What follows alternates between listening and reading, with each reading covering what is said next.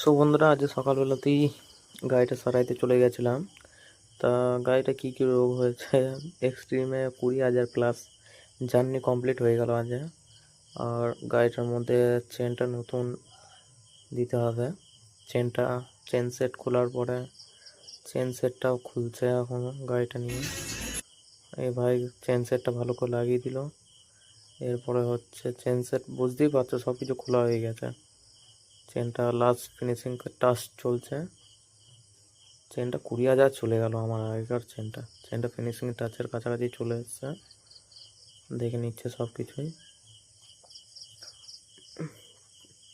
চেনটা ফিনিশিং টাচের পরে এমনি টুকটাক টাইট করে দিল। আর এ হচ্ছে আমার গাড়ির মোবিল চেঞ্জ করা, প্রায় 20,800, মানে হচ্ছে 2,100 চলেছে।